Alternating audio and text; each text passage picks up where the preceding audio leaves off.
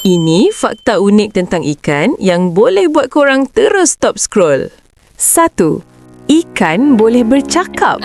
Ada ikan buat bunyi klik, dengung, malah ketuk untuk berkomunikasi.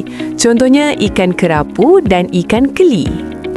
2. Ikan tak pernah pejam mata. Sebab ikan tak ada kelopak mata. Jadi walaupun nampak macam tidur, sebenarnya mata dia sentiasa terbuka.